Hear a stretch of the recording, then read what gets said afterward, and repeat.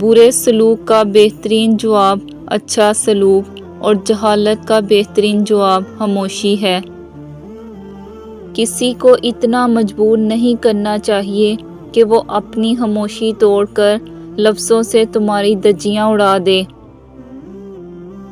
امید بھی کتنی عجیب چیز ہے، لمحوں میں ریگستان میں زیتون کے باغ لگا دیتی ہے۔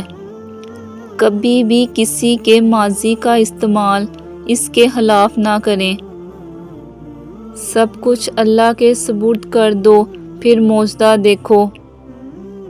جہاں جلے گا وہیں روشنی لٹائے گا، کسی چراغ کا اپنا مکان نہیں ہوتا۔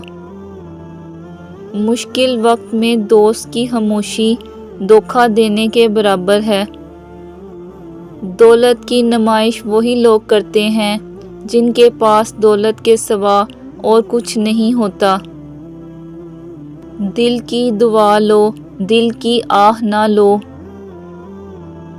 دولت اور حسن کی لالچ میں اپنی سیرت مت خراب کریں، کیونکہ دولت دنیا میں اور حسن مٹی میں دفن ہو جائے گا۔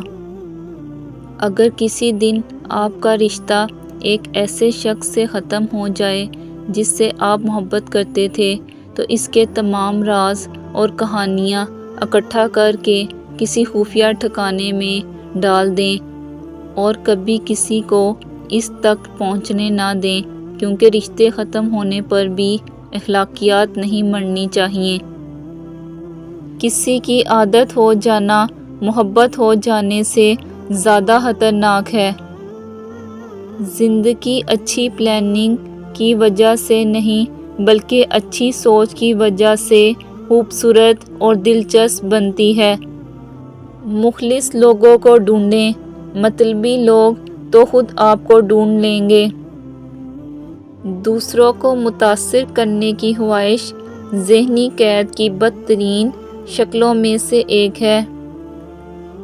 ہر انسان الگ ہوتا ہے۔ خود کو نکھارنا اور سنوارنا اچھی بات ہے، مگر یہ سب کے اپنے لیے کرے، کسی بے پرواہ انسان کے لیے نہیں۔ کبھی کبھی ہمیں اپنے ہی انتخاب مار ڈالتے ہیں۔ وقت اچھا ہو یا برا بدلتا ضرور ہے، اس لیے اچھے وقت میں کچھ ایسے برا مت کرو کہ برے وقت میں اچھے لوگ آپ کا ساتھ چھوڑ دیں۔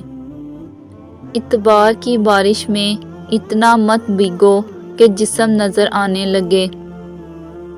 کوئی بھی دکھ اتنا شدید نہیں جتنا یہ گھریلو مسائل اور پریشانیاں ہمیں ذہنی اذیت اور تکلیف دیتی ہیں۔ غلط فہمی چھوٹی ہو یا بڑی اتنی زہریلی ہوتی ہے، سالوں کے سنہری پل کو خاک میں ملا دیتی ہے۔ بہت عجیب دنیا ہے، یہاں جھوٹ نہیں، سچ بولنے سے رشتے ٹوٹ جاتے ہیں۔ اپنے دل پر لگے زخموں کو نظر انداز مت کرو، بلکہ ان کو محسوس کرو، کیونکہ یہی وہ جگہ ہے جہاں سے تمہارے اندر روشنی داخل ہوتی ہے۔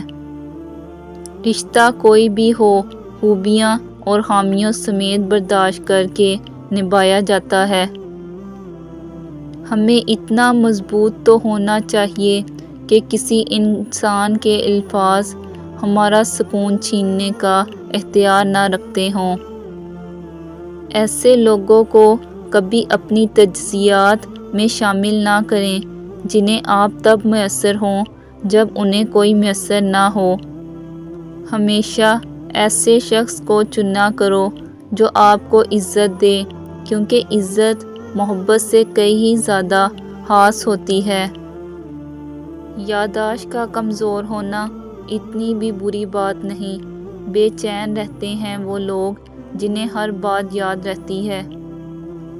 جب زندگی میں ایسے حالات سامنے آ کھڑے ہوں جہاں تمہیں لگے کہ تم تنہا ہو گئے ہو، تو گھبرانا نہیں، اللہ سے نا امید نہ ہونا۔ ہو سکتا ہے اللہ نے تمہارے لیے لکھ دیا ہو کہ اللہ تعالیٰ سے جڑنے کے لیے تمہیں تنہائیوں کے راستے سے گزرنا پڑے گا۔ مسکراؤ کہ اللہ نے تمہیں اپنی یاد کے لیے چن لیا ہے۔